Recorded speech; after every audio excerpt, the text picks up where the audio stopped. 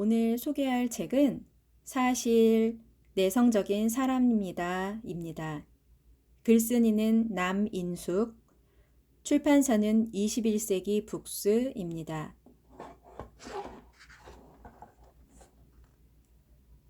사람의 의지라는 것은 강물이 아니라 우물물에 가깝다.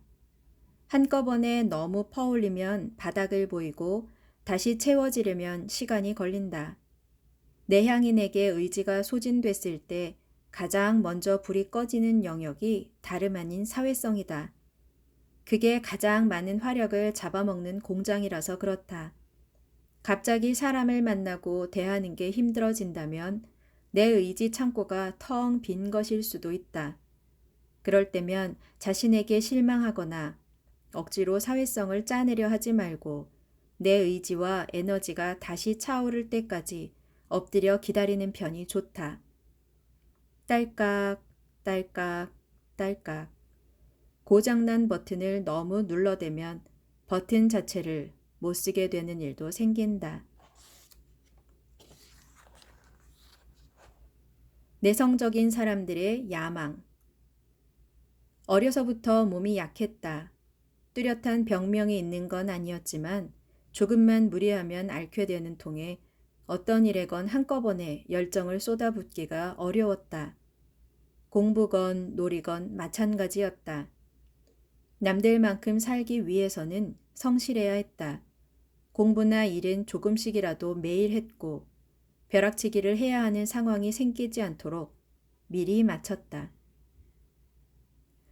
전에는 이 모든 게 단순히 약한 체력을 타고났기 때문이라고만 생각했다. 그러나 주위를 둘러보니 나보다 더 몸이 부실한 사람들도 필요할 때 내면의 에너지를 꺼내 쓰면서 잘 살고 있었다. 열정이라는 말이 꼭 건강하거나 체력 좋은 사람들만의 전유물이 아니라는 걸 그때 알았다. 아주 많은 시간이 지나서야 내가 타고난 그릇이 빈약할 뿐만 아니라 소진도 잘 되는 사람이라는 것을 알게 되었다. 내향성이 짙은 사람들이 일상인으로 살다 보면 시름시름 앓는 경우가 많다. 스스로 스트레스를 받는다고 느끼지 못해도 몸이 먼저 알아채고 신호를 보낸다. 자아를 연소시키는 기관의 효율이 낮아서 에너지원이 금방 휘발되는 것이다. 이런 사람들은 천천히 달리며 연료통을 자주 살피다가 제때 연료를 채워줘야 한다. 고속도로를 만났다고 정신없이 달리다가는 어느 순간 손 쓸 새도 없이 고갈되어 대책 없이 멈춰 있어야 하는 일이 생긴다. 이런 내향인들에게 야망이라는 단어는 어울리지 않는 것 같지만 의외로 흔히 성공이라고 부르는 상태에 근접한 사람들 중에 내향인의 비중이 절대로 낮지 않다. 전에 책을 쓰기 위해 성공한 사람들을 찾아다니며 인터뷰를 한 적이 있는데 내향인이라 할 수 있는 사람이 오히려 더 많았다.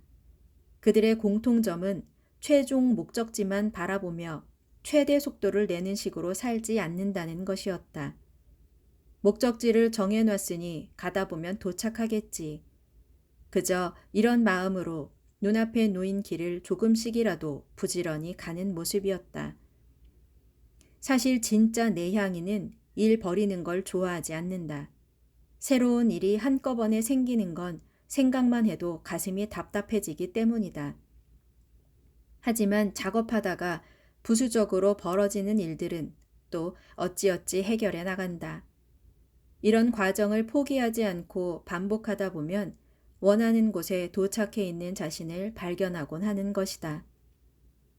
출력이 높은 기관을 가진 외향인들은 단 한 번만으로도 폭발하듯 속도를 내어 멀리 나아가는 것으로 보일 수 있지만 어차피 달린다는 건 목적지에 도착하기 위한 일이다. 내향인들이 팔순 노인이 운전하는 차처럼 달리면서 자꾸만 주유소에 들른다고 해도 가야 할 곳에 도착하면 그만이다. 누구나 성공할 필요는 없지만 자신이 원하는 빛깔의 삶을 선택해 살 수는 있어야 한다고 생각한다. 그건 제법 에너지가 드는 일이지만 동력이 약한 내향인들도 해낸다. 내향인들은 성능이 좀 더 좋은 내비게이션을 가졌거나 내비게이션의 안내에 집중을 더 잘하기 때문에 종종 외향인보다 빨리 목적지에 도착하기도 한다. 확실한 점은 내향인도 원하기만 한다면 자신이 겁내는 것보다 훨씬 더 멀리 갈 수 있다는 것이다. 촛불처럼 작게 깜빡거리는 것이라도 열정이라 부를 수 있다면 그런 미미한 열정만으로도 출발과 도착이 가능한 게 삶임을 매일 새롭게 기억하고 싶다.